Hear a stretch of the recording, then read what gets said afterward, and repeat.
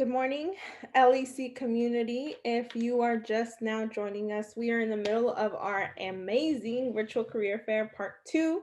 Our first virtual career fair was early April, and we had several more organizations reach out and say, hey, we would love to get our word out to your community as well. So LEC community, you are here with some amazing organizations. Our 11:30 slot is for the Amazing Citizens of the World Charter Schools. Here in a second, I will bring Mr. John Howell on screen and we will get started. Let me go ahead and do that. I'm having a little bit too much fun, everyone. Happy Thursday. Mr. Howell's coming on. Hi, John. How are you? Good, Susanna. How are you? Good, good. It's been a little while. It has. It has. Yeah. I'm glad to be here with you today, for sure. Yeah, we're glad to have you. I know you all have lots going on at Citizens of the World. You've been super busy, I'm sure. LEC has been super busy, but we're really, really glad to have you. I'm always happy to come and chat, and I know that just like schools have been super busy, you and your team have been also doing amazing things in our community. So really glad to be here and really appreciative of everything that you're doing to address what I think is a really critical issue in our community. I appreciate that, John. Thank you so much. We appreciate those kind words, John. We have a community here with us on Facebook Live. Let us know who you are and what you do. Sure. So again, my name is John Heil. I am the Executive Director at Citizens of the World Charter School. Citizens of the World Charter School is in our 5th year. So we just went through the renewal process and were renewed as a charter school for the next 5 years. We currently serve about 525 students, grades kindergarten through 7th grade. Next year, we'll add our 8th grade. So we will be a full K-8. We also participate in the pre-K collaborative with our good friends and partners at St. Mark's. Citizens is a school that really is focused on education in 3 distinct strands. The first is what I would consider to be traditional academic education. It is a focus on high quality reading, math, instruction with a project-based learning component. But additionally, we also focus on what we consider to be the whole child, and we define that in 2 distinct ways. The first is that we really invest heavily in the social and emotional well-being of our students. If you come into a Citizens classroom, you will see trauma-informed practices implemented and happening across the board. We are a conscious discipline school. We are also a school that is working toward eliminating all out of school and out of classroom suspension. We believe that our kids, when provided opportunities to learn, our teachers, when provided opportunities to do their jobs and supported, can effectively manage student needs and keep kids in classrooms. The other thing that we do that is a big part of our school is our focus on helping our kids understand how to build relationships across lines of difference. We want to move beyond just a simple focus on DEI and look deeper. We want to help our kids build successful relationships with each other, learn how to understand different perspectives, respect different experiences, and begin to navigate a world that is diverse and wonderful, and is going to be a really big part of their future adult lives. Well, John, you kind of answered my first question already, right? Why would someone from our community want to work for Citizens of the World? LEC community, you already heard a lot of really great things that are happening at Citizens of the World. I guess, unfortunately, something that's uncommon, right? Number 1, project-based. Number 2, the whole child. Number 3, focusing on relationships, right? So I wish it was more common, right? And the focus of our schools. But we'll get there. We'll get there. John, so that you know, in LEC community, we have links kind of happening live on our comments. So right now we have Citizens of the World website link in our comments. So feel free to head that way and check out what Citizens of the World is all about. But John, kind of on the opposite side of the coin, you told us a little bit about why someone might want to work at Citizens of the World. On the opposite side, what are you all looking for when you're interviewing educators for Citizens of the World?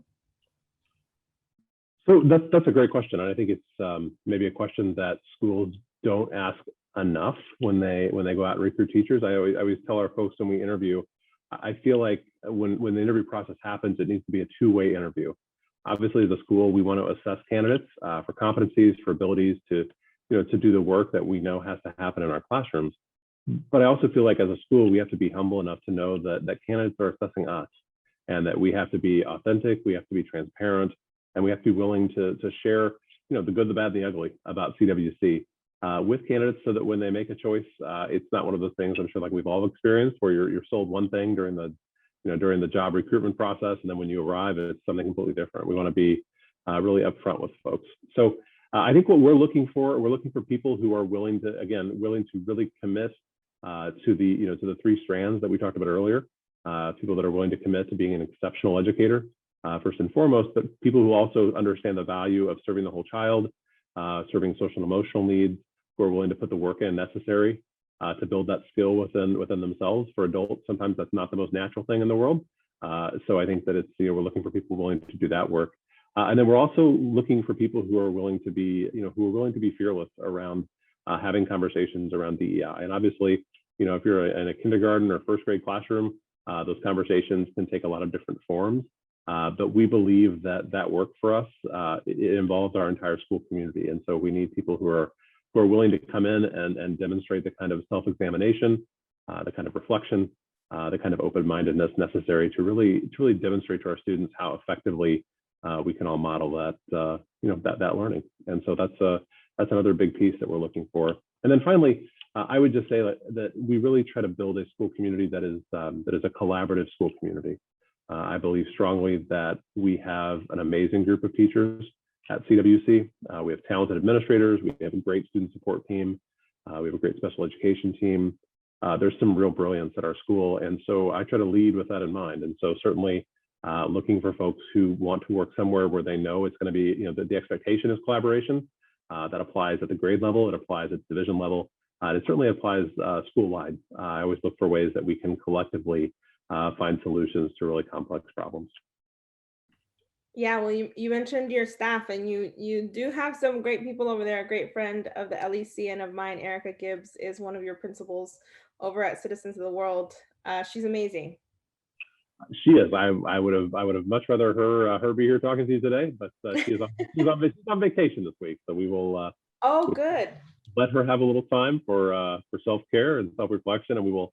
I promise not to tease her anymore about being on vacation. But no, Erica is fantastic. She is Erica is our dean of primary, and I think a perfect example is somebody who really understands the values of collaboration, who is willing to, I think, be creative in problem solving. Who really understands, I think, what kids need, and does a great job of bringing her, nearly 20 years of experience as a classroom teacher into that administrative role. And she's also, she's a fighter for her teachers. She makes sure that her teachers have what they need, that they have every resource that they need, that they're very well taken care of, and again, empowered to do the work that I think every teacher aspires to do. I love that. As a former teacher myself, I know how important it is when your administrator kind of has your back. John, we have a quick question from the Facebook comments, if you don't mind. Yeah. I will start with, what is teacher retention percentage look like at Citizens of the World? Do you have that number off the top of your head? Yeah, we were 93% last year. We're still going through this year. We expect to retain well over 90% of our teachers again this year. Again, I think it's. I would not want you to hold us up as an example of somebody that's got it figured out, because we're not always perfect, but I think we really aspire to be an organization that learns, that listens to our teachers, where teachers feel like they have that they have an investment and a chance to be part of the decision-making process. And I think that makes all the difference in the world. Yeah, I agree. John, thank you, Marisol, for being with us. A second part to that question. What makes Citizens of the World attractive in benefits or other incentives for teachers to apply here versus a traditional public schools, like having a union, not having a union, things like that? What kind of benefits does Citizens of the World have? Sure. So I think we have similar benefits, similar salary schedule to other schools. I won't lie to you and tell you it's where I want it to be, because it's not yet, but we're working on that. But I think we're very comparable, very competitive to other both public and charter schools. I think we have a similar benefits package. This year, we did make an investment in our benefits package. We added short and long-term disability that is 100% paid for by CWC, so there's no additional cost to the employee. We also have added this year LEC and some additional life insurance options. So we are trying to build out our benefits package. I would say also the biggest draw and the biggest thing that I think our folks talk about is just the culture and the environment.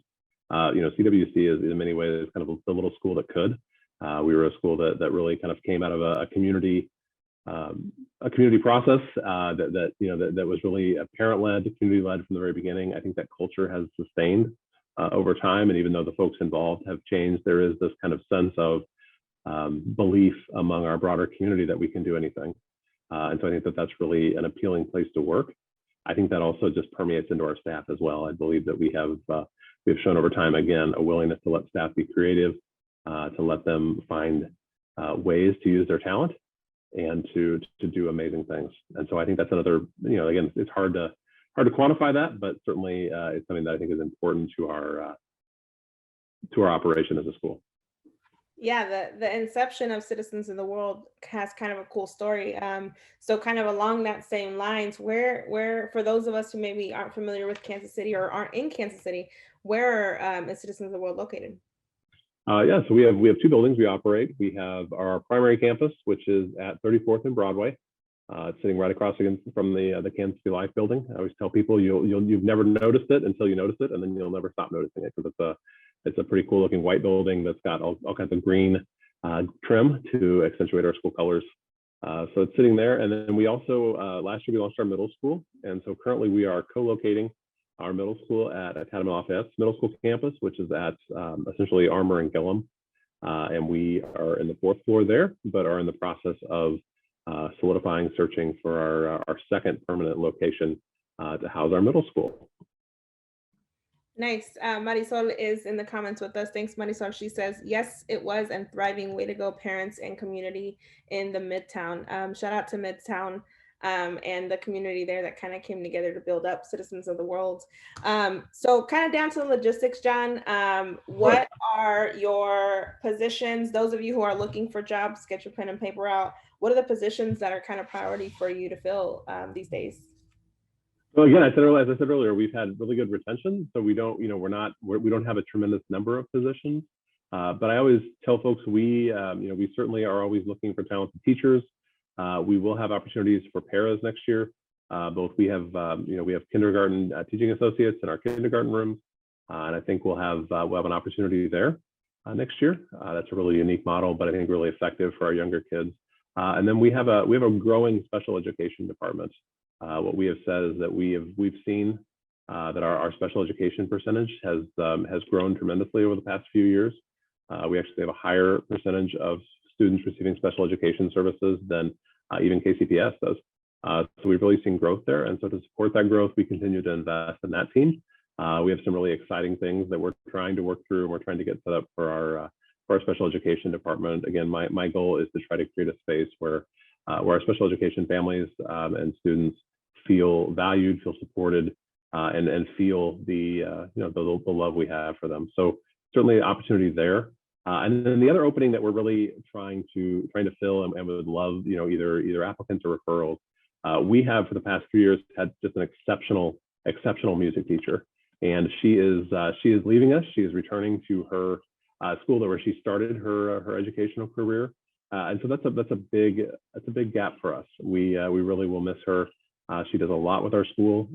She really is an exceptional teammate. And so we're looking for our next exceptional leader of our music department. Again, as a school, that's something that we take very seriously. We invest and believe in the importance of specials during the school day for kids. And we love that, the music program has become such a big part of that. And so we certainly, any music educator that is watching this or is looking for a new opportunity, I think it's an opportunity to come and be part of a thriving school community, and then have the freedom of building out a music program that is creative and I think effective in all the ways that we hope it will be.